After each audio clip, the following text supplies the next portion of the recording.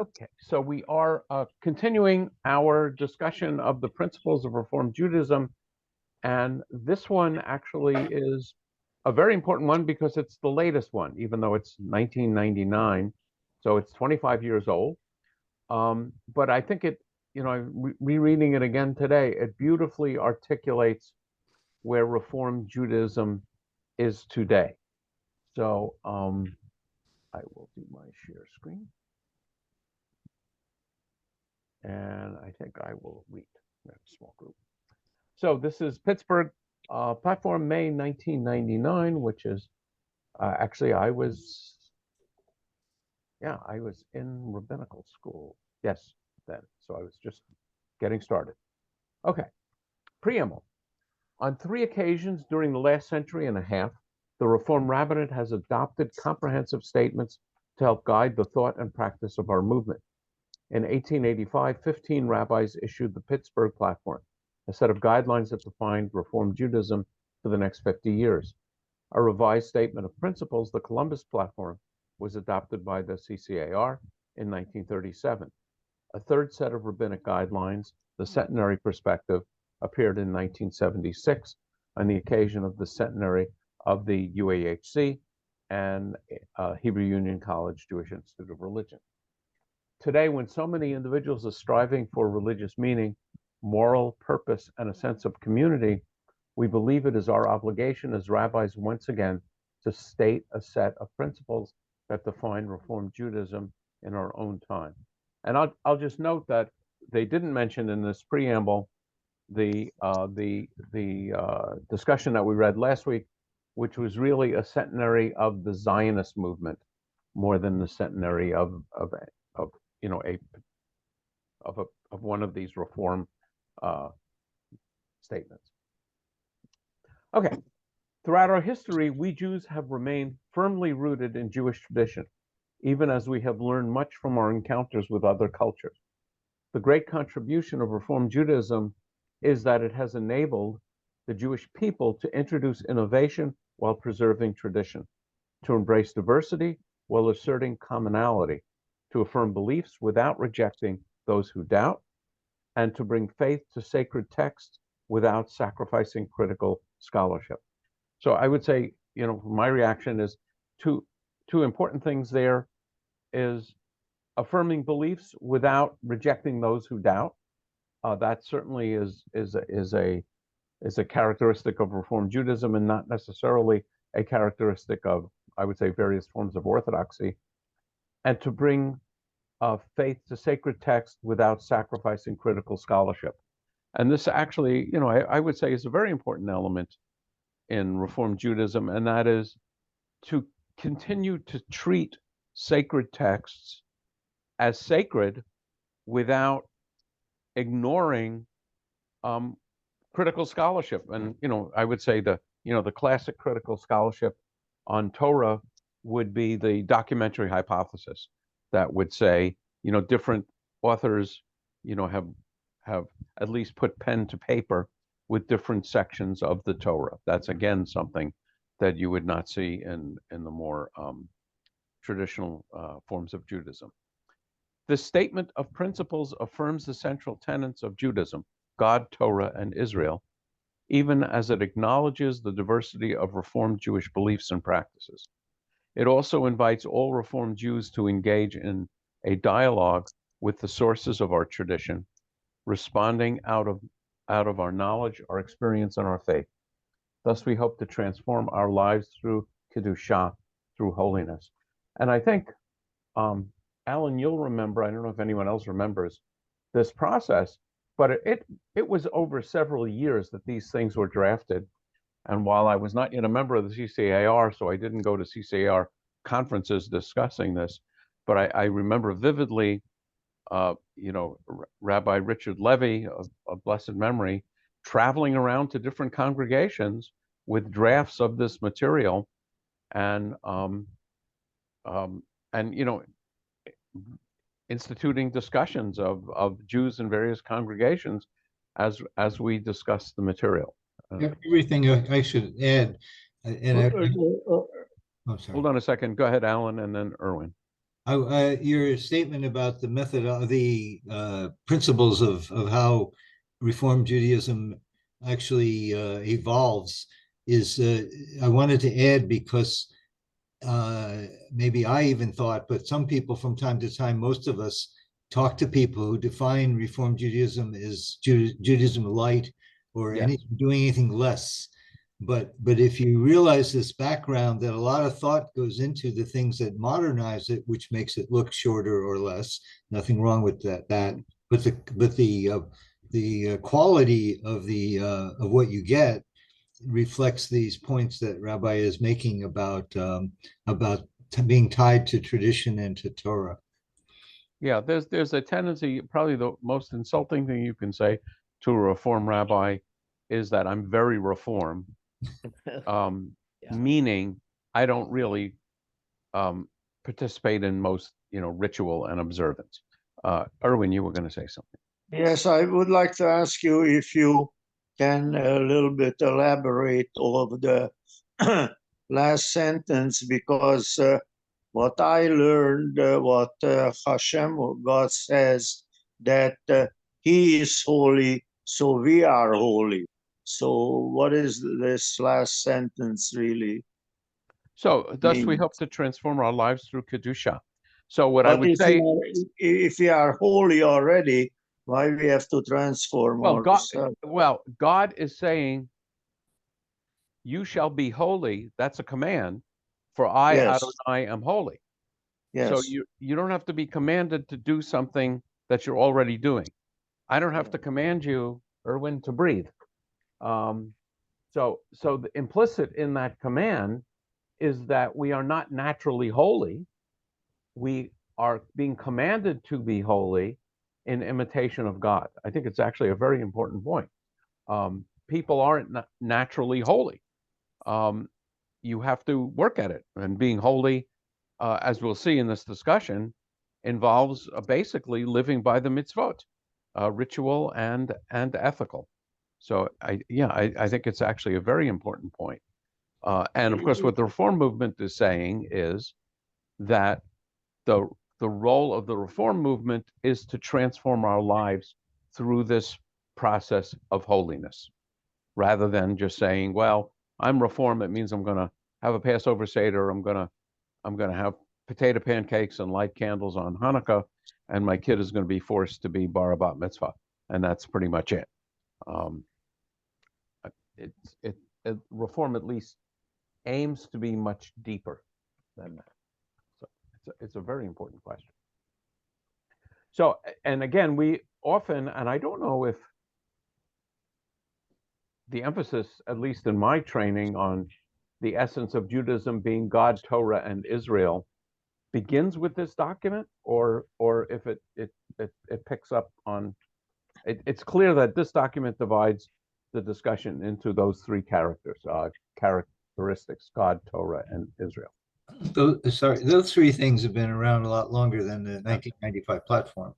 So I think it's the way I described this. I sent the 97 one to Gusti Braverman, who's part of the leadership of the WZO, and I said, and she may not know the platforms, but I said what you are essentially saying is that Reform Judaism is attempting to modernize and evolve to be relevant at each of these phases. But Torah, God, and this stuff, I don't know when that was invented, but it probably has always been there. Okay. Yeah. Okay.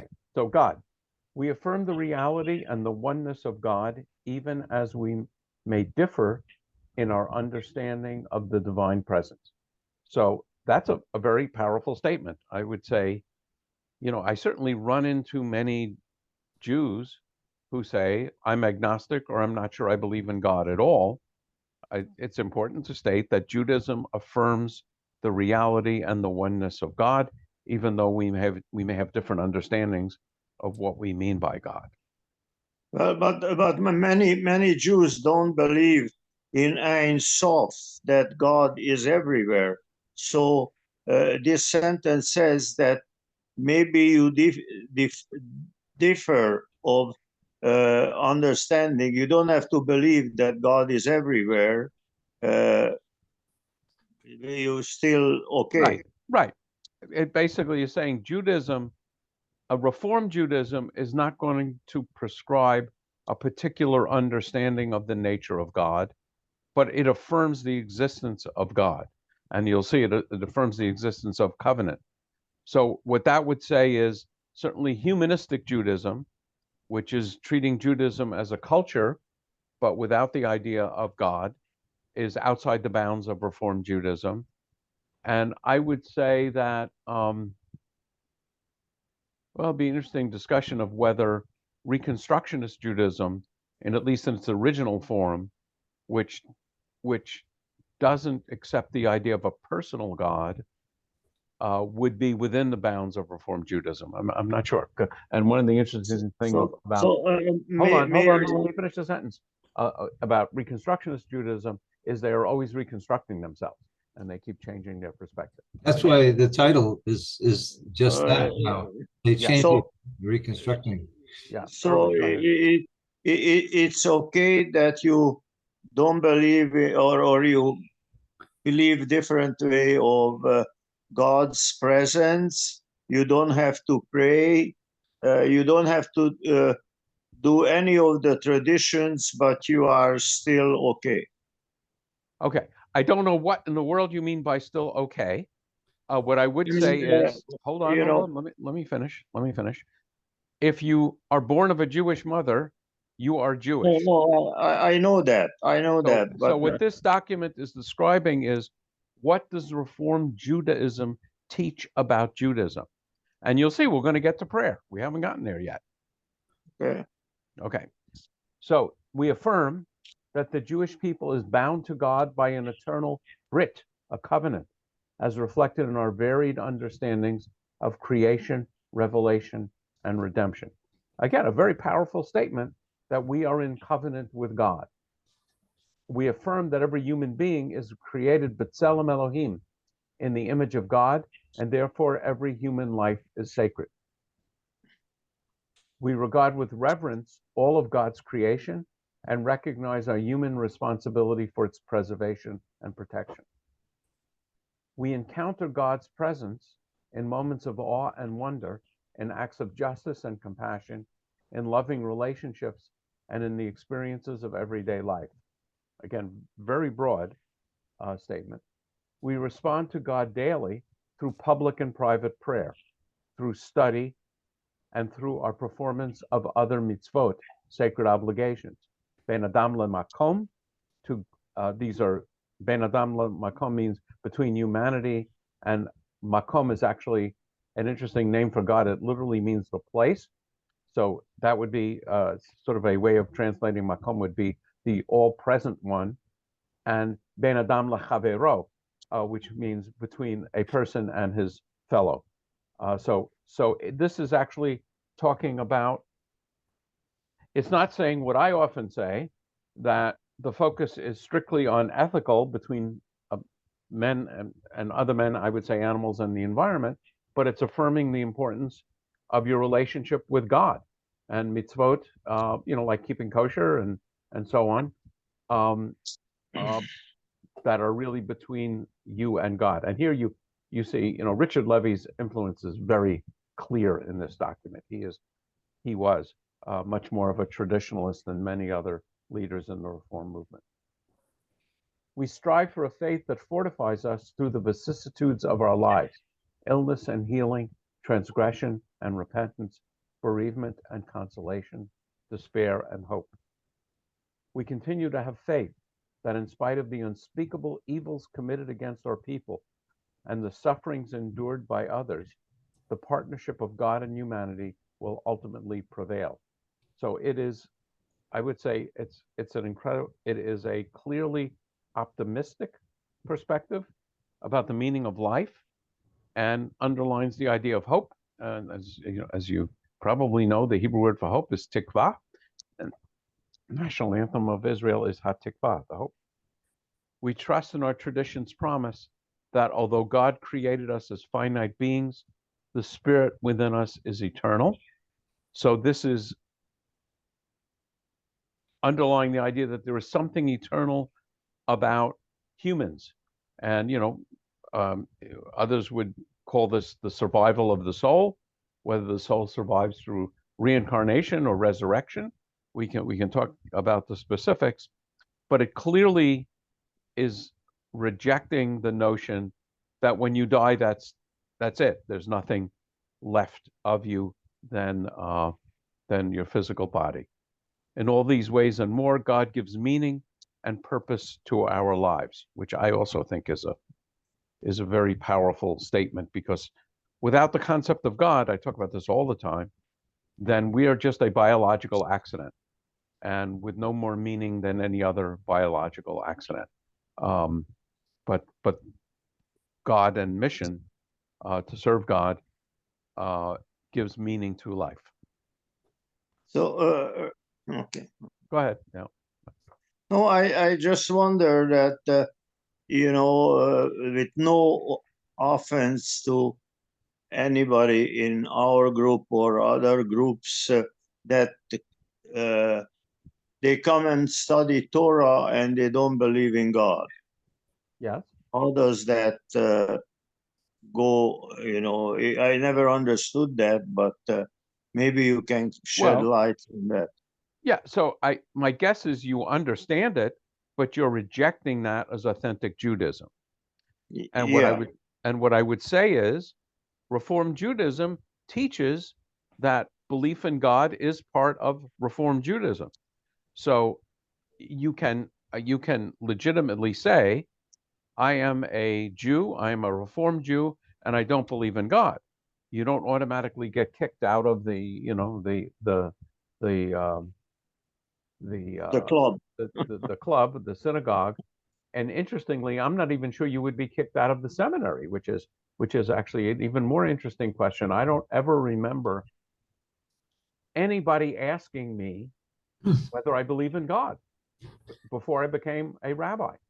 Now, the interesting question here is, would I participate in a conversion to Judaism and, under Reform auspices, of someone who stated that I'm an atheist, I do not believe in God? And the answer for me is no. I would not accept such a person to be converted into Judaism. Yeah. There Alex. was a case. Go ahead, Stephen. Yeah. Go ahead. I'm going to guess around the 1950s. I don't know exactly, where somebody who, I forget the whole story, whether I think it was a Holocaust survivor who had fought in Israel's war for independence or something, it turned out to, by halakha, not be Jewish. And because he was an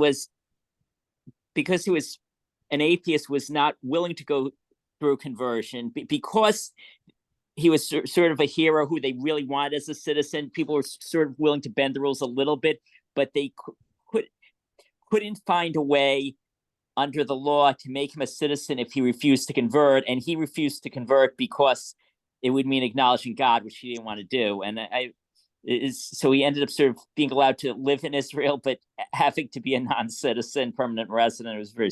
Yeah, and presumably he wasn't a citizen by relationship with someone like a grandchild or a spouse. Well, I think at the time the law was still that you had to be maternal line. That yeah. I don't know the history of the law.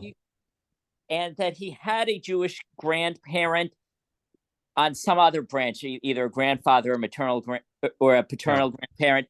And so probably once they changed the law, he would have been able to become a citizen at that point. So what you're really talking about, Stephen, is the civil law of the state of Israel. Yeah, but the reason I brought it up was in terms of this question about atheists converting or not converting. Yeah, and I would say there are Batei Din who would accept an atheist in conversion. I mean, I'm just talking about a Beit Din where I would serve as a judge. I mean, I would entertain people that have doubts about God, but for someone who would affirmatively say there is no God, that it seems to me would eliminate you for conversion. Alan. So I wanted to go back to your comment about whether HUC would question belief in God when you're a rabbinic applicant. So I was in a conference, a panel in New York City in May called Recharging Reform Judaism. And one of the sessions was a group of HUC people. And it was, my recollection was the bigger concern of an applicant to become, to go into the school, to study to be a rabbi, is their attitude toward Zionism. Okay, because being very anti-Zionist it came across as that would be a red line. And the God part was tangentially referred to because, as you would probably say better, the open-mindedness, the big tent, the thinking of wide ways to think about God. I think HUC is pretty comfortable on that subject, but given the circumstances going on in Israel, that subject was the focus. Yeah. Of this And particular. even the question of the mechanism for denying someone would be an interesting one, because we all go through a committee. And in fact, Gary Zola was on my committee when I interviewed at HUC. Yeah. And we're asked, I think I don't remember in detail what I was asked, but we write an essay and we're asked about many things. They may have been asked us about our attitude toward God. And then the committee meets and then, makes a decision, positive or negative. And they do turn down people. It's not automatic that you get past that committee. I've actually served in that committee because they would have students participate there was always one student on the committee, and I think just one day or one year I was on the committee of the interview of a number of people. And one of the interesting questions I remember is not so much about this, but I asked the question, are we interviewing people as to their likely success at HUC graduate school and their success as a student, or their success as becoming a rabbi? And I couldn't get a straight answer out of the committee for that, because clearly HUC has both in mind. So, let me ask one more thing, if I could. Sure.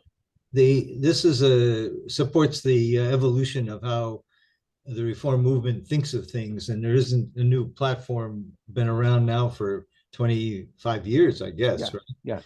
But yes. I believe in the next one, it would cover the decision that was made just in the last year that a rabbinic student could be part of HUC, even if they declared that they were going to marry somebody who was going to be not Jewish and not convert. So my understanding of that rule is that it's an HUC rule, it's not a URJ rule, and that HUC would not accept as a candidate for rabbinate, cantorate, and I don't know about education, anyone who was married or in a relationship leading to marriage with a non-Jew. No, that's the change in the last few months. I think they did change that. Yes. Yeah, that's what but I'm supporting the logic of how we rethink things. Yes. Yes. But I think it's also important to know that's not a CCAR thing, because to my knowledge, the CCAR, if a rabbi who is ordained marries a non-Jew, I am quite certain, certainly going ahead, but even in the past, I've never heard of anyone being kicked out of the CCAR for marrying a non-Jew. I would just add that these are called CCAR documents. In the platform I studied most carefully was 97. All three branches, UAHC. Right, because that was the statement on Zionism. So when it's in a platform, which I know you've raised a good point, is can HUC take positions that would never find their way into a platform? And answers I don't know, but I have a feeling that this isn't done behind closed doors. I have a feeling the CCAR and the URJ is supportive. Yeah, no, yeah, I am sure that's right. If someone at their interview for HUC said, I'm opposed to Zionism, I don't think a Jewish state should exist, my guess is that person would not be accepted to HUC. That was if someone said, I affirm, the state of Israel and our connection with it, I think the current government is a nightmare and a disaster, I don't think that would affect the If you person. said the opposite, you wouldn't get in. It might be. If you said, But- if you and, said, and "I love the also, government." and also by the same token, I would say if someone interviewing at HUC said, you know, I would not count women in a minyan, and I would not conduct a wedding between two people of the same gender. My guess is, and that's strictly a guess, but my guess is that might also keep that person from getting into HUC. Again, not knowing, but I agree with you completely. Yeah. Because there's flexibility among Reform rabbis on many things, you know, including, you know, the extent to which you'll officiate on Shabbat, the whether or not you would officiate at a funeral for someone who was cremated, whether you will conduct a wedding between a Jew and a non-Jew. But I don't know any Reform rabbis who would not officiate at same-gender marriages. So there are sort of boundaries, and certainly this document is a description of boundaries of Reform Judaism. So I'm going to continue. When's So- the next platform? Do you know? As Sorry? a CCI member, as a member of CCR, it's been a long time since we've had a platform kind of gathering. When is the next one? Oh, I have no idea. Okay, go ahead. Sorry. There is a new translation and commentary on Torah coming out. Yeah, that's the martyr. I mean, Rabbi Shelley and Janet. Yeah. Okay, Torah. We affirm that Torah is the foundation of Jewish life. We cherish the truths revealed in Torah, God's ongoing revelation to our people, and the record of our people's ongoing relationship with God. We affirm that that Torah is a manifestation of Ahavat Olam, God's eternal love for the Jewish people and for all humanity. One of the things I'm not clear about, I wish they had clarified it, is by the term Torah here, are they really talking about the first 5 books of the Bible or all of Jewish sacred literature? And I think it's broader than just the first 5 books, but they don't go out of their way to make that point. I'll go with the broader. Yeah. We affirm the importance of studying Hebrew, the language of Torah and Jewish liturgy, that we may draw closer to our people's sacred text. Every rabbi will have a number of people complaining that there's too much Hebrew in a service and not enough Hebrew in a service. And that's the case.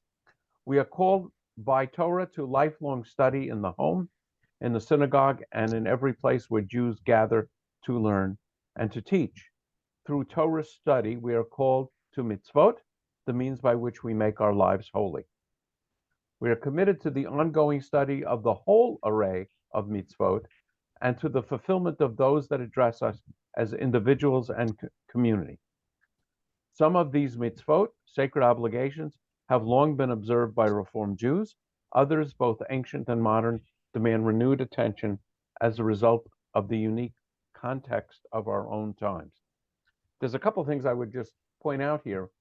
First of all, we study it all, and and certainly there's a wide array of mitzvot that I don't obey, but I do feel called to study them. And it says those that address us as individuals and as a community. So one of the things that I would say is a hallmark of Reform Judaism is individual autonomy. But the community has a responsibility to mitzvot. So if you study, as I love to study, the responsa literature, which is the Reform response to specific questions about individual commandments, that is based on an underlying assumption that we as a community are called to be engaged in mitzvot. And it's not enough to say, we're Reform, we don't worry about it. Alan. Up to this point and slightly after what you said later about reflecting more observance given the contemporary way of looking at traditions, all the other stuff up to that's very important to me because it's the way in which we see the reintroduction of holidays that I never knew, like Tisha B'Av. So that's reflected in the last couple things. But everything else you read from Torah to there, none of that sounds like it's been different since 1873. Oh, no, I would say in the first statement in the first Pittsburgh platform, it basically said we reject those customs which don't speak to the modern mind, forms of dress, forms of eating. I mean, we can actually take a quick look at that, but they absolutely rejected them. Yeah, now that speaks to the last thing you said, but toward the beginning, isn't it, I guess I might be wrong, that the importance of Torah, you know, and the principles in if you scroll back just to the first sentence of under Torah, just see if I misread that. Revelation, these first three sentences, those seem like they've always been there. Or Yeah, so I don't know, it'd be interesting to reread them. yeah. But I would say, you know, in classical reform, I'm not so sure they would say that Torah is a manifestation of God's eternal love for the Jewish people and all humanity. Okay, I withdraw my statement. I mean, you know, because specifically there was a rejection of wearing a talit. Oh, Well, no, I know all that. That relates to the latter part of what you wrote, but you're including it in there. So I see. yeah, I mean, if Torah really, well, yeah, so you could say it's a difference in emphasis, but it's a dramatic difference in emphasis. Yes, thank you. Okay, we are committed. I guess I didn't read this. We are committed to the ongoing. We bring Torah into the world. Sorry? I think the next paragraph, we bring Torah into the world. Okay, thank you. Yeah, because I had scrolled up. We bring Torah into the world when we seek to sanctify the times and places of our lives through regular home and congregational observance. Shabbat calls us to bring the highest moral values to our daily labor and to culminate the work week with Kedusha, holiness, Menucha, rest, and Oneg, joy. The high holy days call us to account for our deeds. The festivals enable us to celebrate with joy our people's religious journey in the context of the changing seasons. The days of remembrance remind us of the tragedies and triumphs that have shaped our people's historical experience, both in ancient and modern times. And we mark the milestones of our personal journeys with traditional and creative rites that reveal the holiness in each stage of life. We bring Torah into the world when we strive to fulfill the highest ethical mandates in our relationships with others and with all of God's creation. Partners with God in Tikkun Olam, repairing the world, we are called to help bring nearer the Messianic age. We seek dialogue and joint action with people of other faiths in the hope that together we can bring peace, freedom, and justice to our world. We are obligated to pursue tzedek, justice, and righteousness, and to narrow the gap between the affluent and the poor, to act against discrimination and oppression, to pursue peace, to welcome the stranger, to protect Earth's biodiversity and natural resources, and to redeem those in physical, economic, and spiritual bondage. Let me just move up a little bit. In doing so, we reaffirm social action and social justice as a central prophetic focus of traditional Reformed Jewish belief and practice. We affirm the mitzvah of tzedakah, setting aside portions of our earnings and our time to provide for those in need. These acts bring us closer to fulfilling the prophetic call to translate the words of Torah into the works of our hands. In all these ways and more, Torah gives meaning and purpose to our lives. Let's see what the last thing. Rabbi? Yeah. So it's the same. Rabbi? Yes, go ahead. Can you tell me when the slogan Tikkun Olam started? Because God created a perfect world. We messed it up. Oh, so no. Well, okay, so let me answer the question. So my understanding is the idea of Tikkun Olam comes about in Kabbalistic descriptions of creation. So in the Kabbalistic description of creation, God decides to create a physical world and to pour God's light and essence into vessels in this physical world. But the power of God's energy overwhelms the vessels and they are shattered. And so the world is not perfect, and it was created not perfect. And so the the process of tikkun is sometimes described as so that process is called shebirat kelim, the shattering of the vessels. And so one of the descriptions of tikkun is the repairing of the vessel. So the Kabbalistic understanding is every time a Jew does a mitzvah, a little bit of the universe is healed. And actually a spark of this divine light, which was trapped in these shards of vessels, is released. So yeah, so the Kabbalists, so to say God created the world perfect and we messed it up, is really more of a Christian understanding, that we had a perfect world in the Garden of Eden, and it was human disobedience that brought death and pain and all kinds of problems into the world. In the I would say in pre Kabbalistic understandings of Judaism, it's just that we have free will, and although God commands us to obey these commandments, we don't obey the commandments. So that that causes problems. But certainly from a Kabbalistic understanding, God actually in the creation shatters vessels. And I have tried to pin down Kabbalists and ask them the question, was this God's plan or not? And I've never been able to pin one down. I had a course in Kabbalah at HUC, and I stood there with the professor, and he was, pretty serious Kabbalist. Who was the I teacher? could not pin him down. Do you remember the teacher's name? I'm sorry? The teacher's name, do you remember? He was a guest lecturer who wasn't a member of the permanent faculty. Yeah, Alan, go ahead. A couple of things. The Reconstructionist movement actually attributes the creation of this to early rabbinic period, cause to try to reconcile social confusion, as they call it, and various things related to that. So I also have heard, as much as you can identify in the prophets references, maybe not called Tikkun Olam. Yeah, the phrase Tikkun Olam, I think we once did either a Monday or a Wednesday night session on that. If you Google it, you'll find articles about it. It's actually a pretty old concept. The use of it to really mean social justice is fairly recent. I would say within the last 100 to 200 years. One of the reasons to know that it's been a long time is because I've been, not in the last few months, but over the years, I've run into where people are critical of the reform movement because they have these very progressive social principles, such as, whatever you want to say, gay marriage would be an example. Right. But then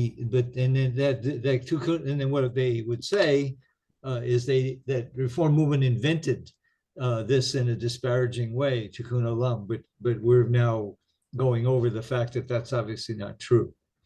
Yeah, what I would say is Reform Judaism took one element of Tikkun Olam, which is social action, and emphasized it beyond all the other meanings.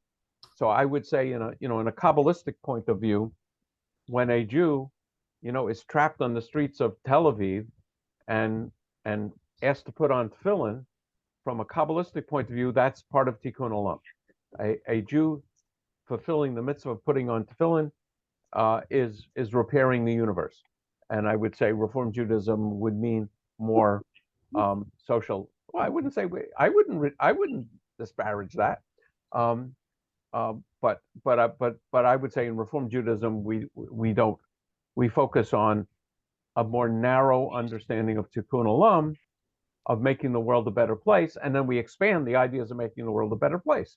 So people can disagree whether gay marriage, same gender marriage, is making the world a better place or a worse place. I mean, I think reasonable people can disagree on that.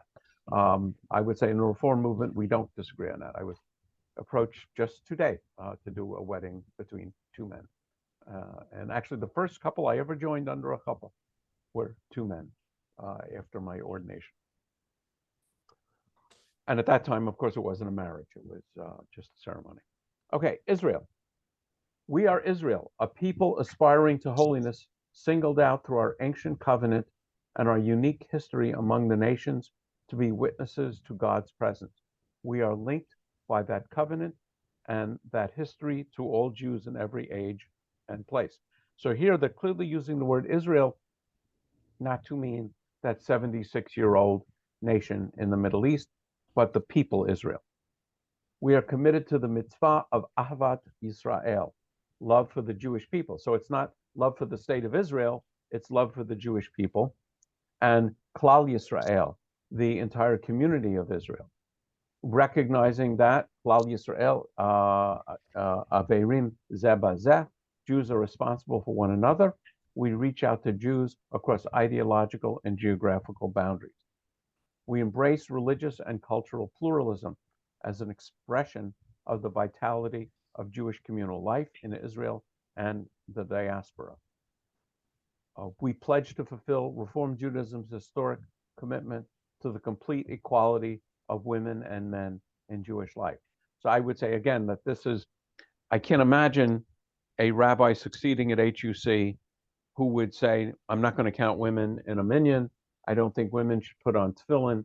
I don't think women, again, you should have same gender marriages.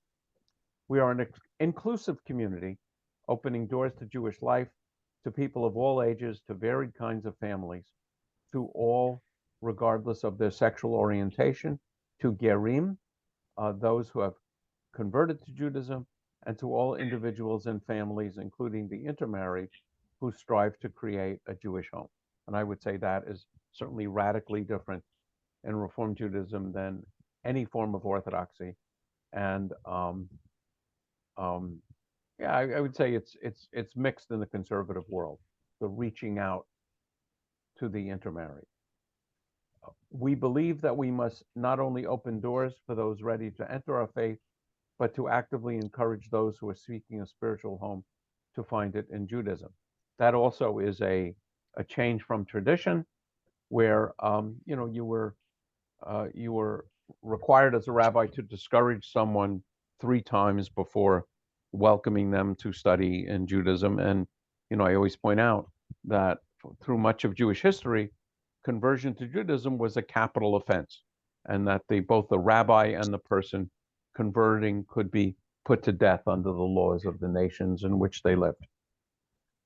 We are committed to strengthening the people Israel by supporting individuals and families in the creation of homes rich in Jewish learning and observance. We are committed to strengthening the people Israel by making the synagogue central to Jewish communal life, so that it may elevate the spiritual, intellectual, and cultural quality of our lives. Now we're going to get to the state of Israel. We are committed to Medinat Yisrael, the state of Israel, and rejoice in its accomplishments. We affirm the unique qualities of living in Eretz Yisrael, the land of Israel, and encourage Aliyah, immigration to Israel. A dramatic change from early reform. We are committed to a vision of the state of Israel that promotes full civil, human, and religious rights for all of its inhabitants, and that strives for a lasting peace between Israel and its neighbors. Very important statement. I got some comments from people, some of whom were in our last session on Zionism, and some who just watched it on video, who seem to feel like Reform Judaism is so pro-Zionist that we are sort of unquestioningly loyal to the government of Israel. Yeah, I mean, clearly it's not true. And it's interesting when I conduct weddings and things, and I get to talking with people attending the weddings. And I usually wear a pin which has an Israeli flag and an American flag. And so many people, particularly more traditional Jews, are shocked to find out I'm a Reform rabbi who embraces Zionism. I would say among the traditional Jewish world, there is a belief that Reform Judaism is really anti-Israel and anti-Zionist. And they're surprised to learn that that is not the case. So because they've been asleep since 1947. Yeah. Rabbi, Yes. to your to your last comment, I don't know, you know, what's happening and what is happening on the campuses. Most of the young Reform Jews are anti-Israel. No, I absolutely disagree with that. I mean, there Well, are, stop for a second. I disagree with your word most. I don't think you've conducted a survey, nor have I ever seen a survey of people on campuses who identify as Jewish being asked, do you support Israel or not? Not the question, do you support the current government of Israel, but do you support Israel's right to exist? It's possible what you're saying is true, but I've seen no evidence that that's true. I would add the following, Erwin, also is that the strong criticism is the conduct of the war. I mean, even there are a lot of people who didn't pay attention to how bad the government was before the war, which I would claim the government had some flaws, but the conduct of the war, which includes so heavy deaths of Palestinians, is the origin, is the central part of what people become critical. But that changes whether they care that a country, the state of Israel exists, and they care whether they identify with our tradition. Those are all pieces of a complicated story, but the young people also sign up to some of these things I just mentioned. Yeah, and there are Jews. I mean, Erwin is right. There are, I can't remember the organizations, but there are Jewish organizations that basically would not agree that Israel should exist as a nation. But I would never say that it's most Reform Jews or most Jews at all. The Satmar specifically, but that's well, I mean, that's the ultra Orthodox. But I'm just saying, there are Jewish groups that demonstrate alongside Palestinians on campuses and say basically the state of Israel shouldn't exist. It ought to be a Palestinian state and not a Jewish state. There are Jews that espouse that, or Erwin is right about that. But I would, unless I saw evidence to the contrary, I would never guess that it was most Jews on campus, or certainly most Reform Jews. And Reform Judaism actively rejects that idea. We are committed to promoting and strengthening progressive Judaism in Israel, which will enrich the spiritual life of the Jewish state and its people. That's a code word, that phrase that means we will work to eliminate the Orthodox monopoly on Judaism within the state of Israel, which was pretty complete in 1999 and is far less complete at the moment. We affirm that both Israeli and diaspora Jewry should remain vibrant and interdependent communities, as we urge Jews who reside outside Israel to learn Hebrew as a living language and make periodic visits to Israel in order to study and to deepen their relationship to the land and its people. So do we affirm that Israeli Jews have much to learn from the religious life of diaspora Jewish communities. We are committed to furthering progressive Judaism throughout the world as a meaningful religious way of life for the Jewish people. In all these ways and more, Israel gives meaning and purpose to our lives.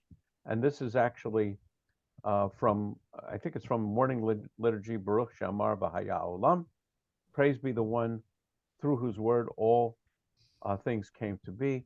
May our words find expression in holy actions. May they raise us up to a life of meaning devoted to God's service and to the redemption of the world. And yeah, this, okay, so there's no active signatures on. I know, I was looking for that also. Yeah. We can, well, if you want, I can find out, but I mean, the other one, it was clear that Yeah. it came from all three branches. Yep. Okay, so I'm going to stop sharing. It's just about 8 o'clock. People want to add any thoughts, and I appreciate your bearing with me on this investigation. I know Alan and I love this stuff, but not. It sort of surprised me. The first one, there were well over 100 views of the video on YouTube. So, Robert, can you find this? I have also a copy of it. You made a reference that one of our principles, and so I'm going to call it Tikkun Olam or social action, is to help shift the balance of people who are very wealthy with people who are very poor. There's a choice. I wanted to find that. Yeah, let me see. I'll share again. Yeah. Let's Just have a see. question about that. Jerry, are you still there? I am. Okay, so this statement resonated. And Jerry and I had a discussion about socialism, I think, at one point, and it related to American politics, but it resonated. It reminded me in this statement from the platform that it felt socialistic. Socialism.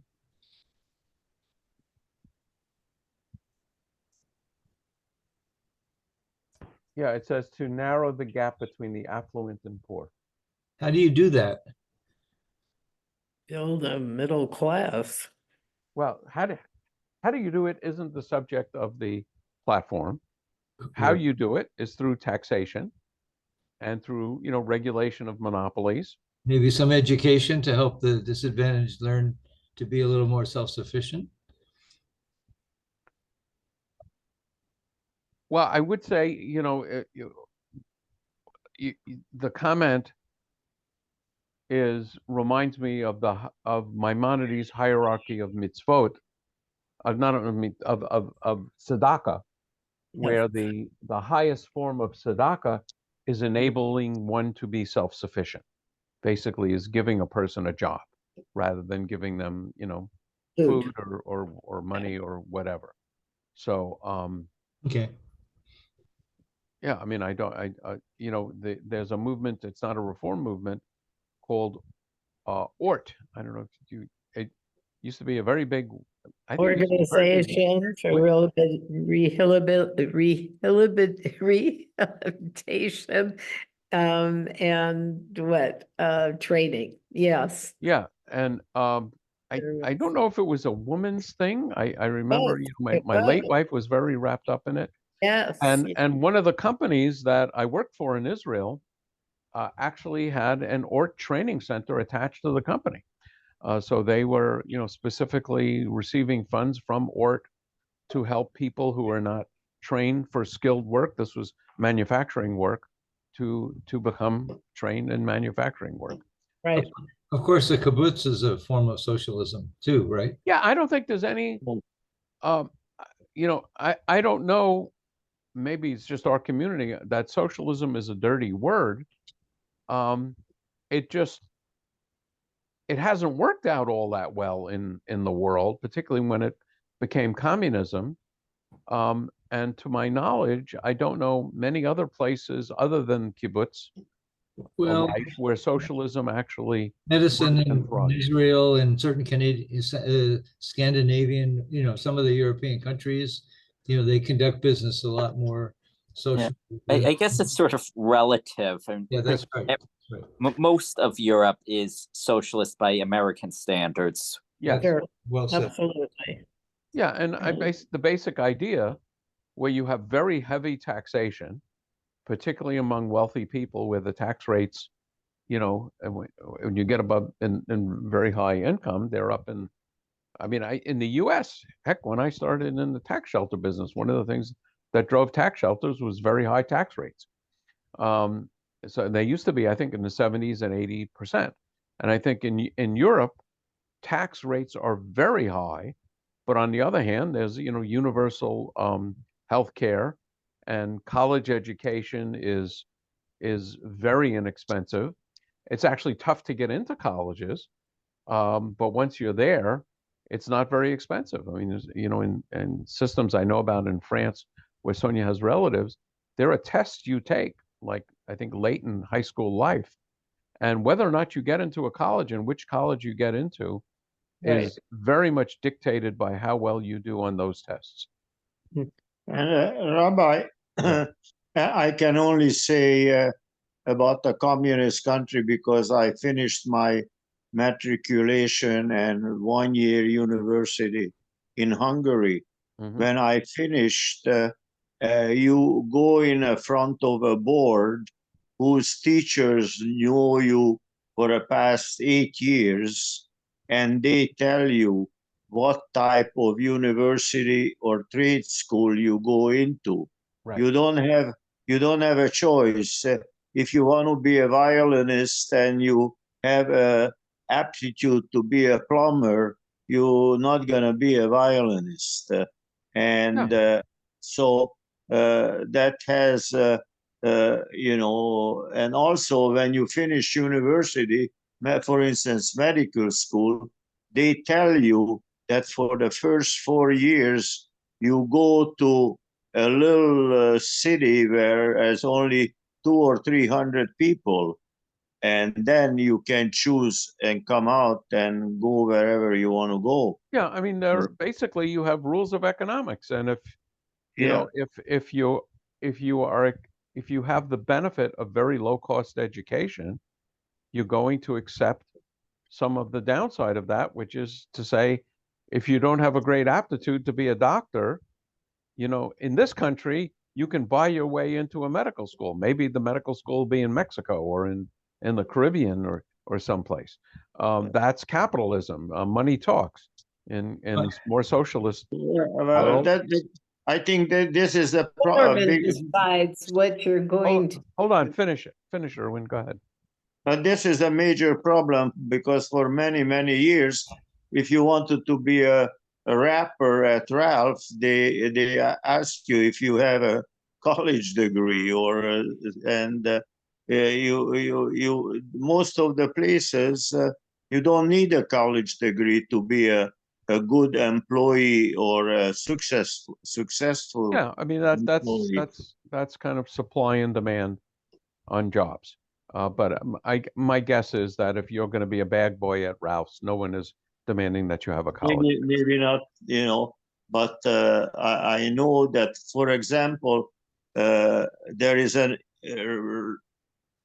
immense shortage of nurses in the United States. To become a nurse yearly, it costs you about $60,000. So by the time you finish, you own a university or wherever you borrow money for at least $120,000 or $130,000. So and I think nursing that doesn't schools. sound right to me, but I'm not sure. My granddaughter is going to Duke University nursing school, and 1 year tuition was $60,000. So I mean, it is a ridiculous figure. When I know there are nursing programs, you know, at Cal State, yeah, but and even you know, even, there are community differences college. between nursing program and nursing program. Yeah, okay, but that's an issue with our form of government. And in our form of government, basically money talks. And if you have the money, you can typically get into a school, and then you graduate with a huge, student loan that is difficult to pay off. On the other hand, doctors and nurses are paid more here than they are in Europe.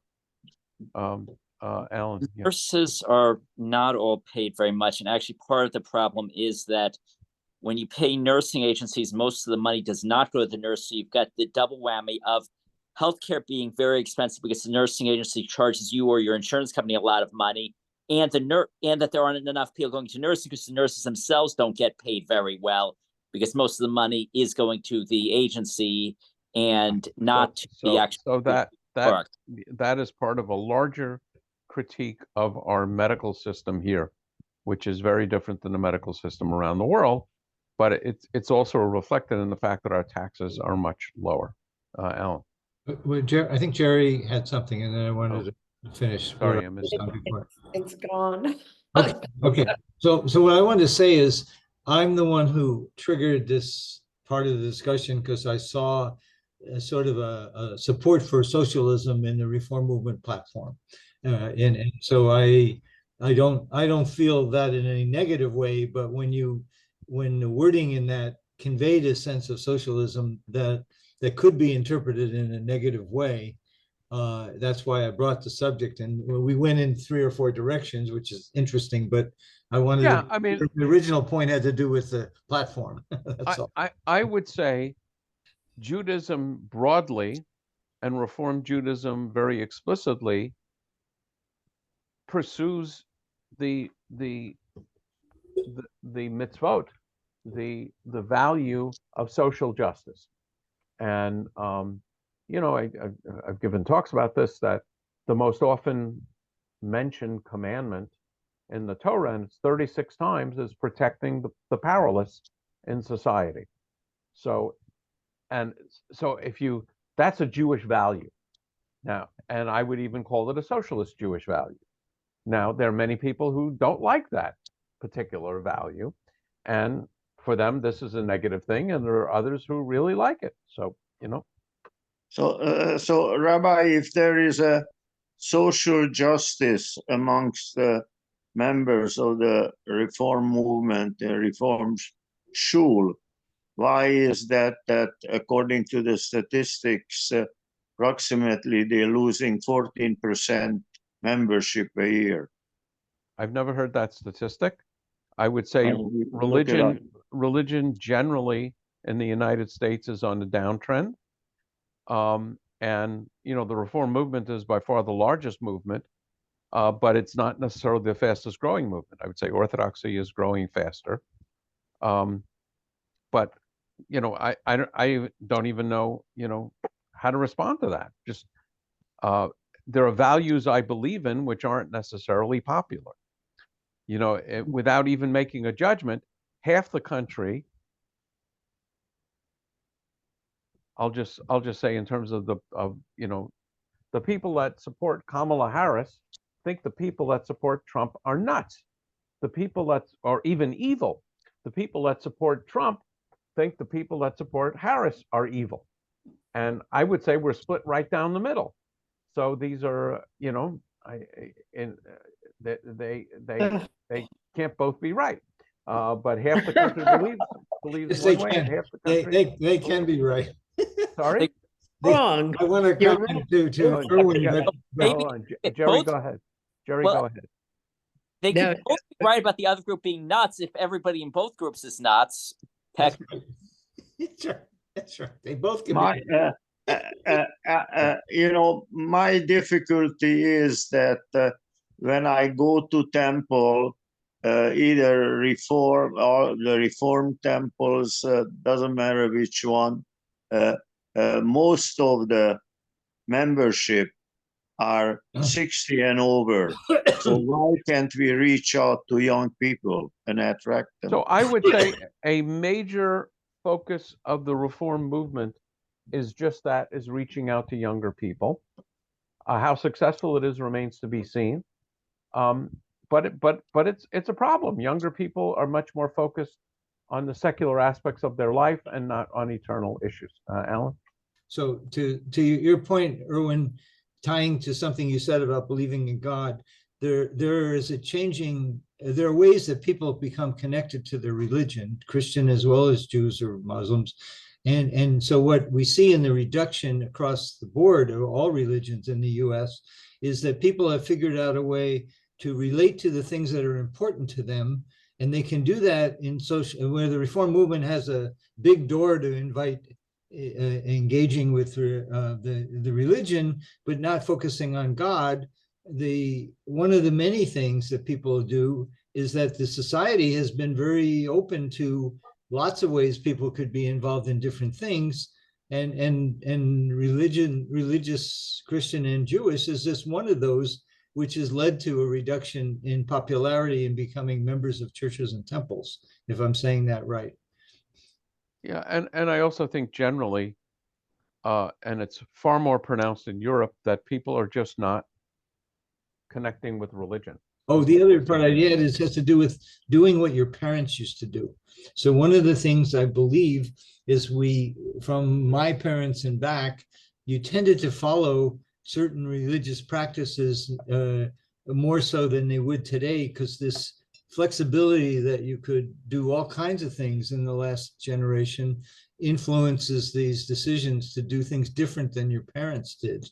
I think that's another player again. Yeah, and again, without getting overly complicated, a generation or two ago, people grew up in the same neighborhood in which they were born and didn't leave. And now people leave, go to different countries, they marry very much into different cultures, including different religions. So there is much of a less of a connection with traditions in which they grew up.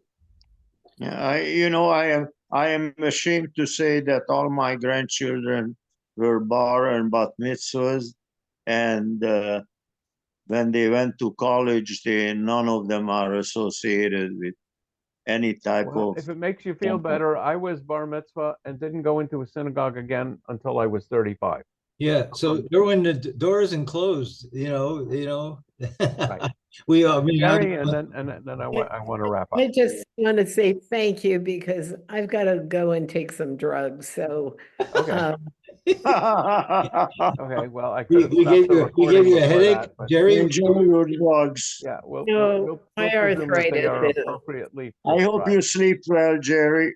well, Okay. I don't, but hopefully drugs will help. Okay. Okay. Bye. Okay. So on that besotted note, we will conclude our discussion. And next time there's actually an article from Moment Magazine. You'll see it, which actually is very pertinent to this moment. It's called "How Do We Balance Civility with Disapproval for Others' Politics?" It's an Ask the Rabbi column. Wow. It's a very short paragraph, right? That's a dangerous article, Yeah, so Rabbi. this is another one Very where the dangerous. rabbis from the different movements write a paragraph or two, and it was pretty good. So Rabbi, the other group name that I looked up that you mentioned for the colleges is the Jewish Voice for Peace. yes, It's a very yes. anti-Israel group. Yeah. Okay. Yeah. Laila Tov, Rabbi. Lila Tov, and see you next time. Take care. Thank you, Rabbi, very much.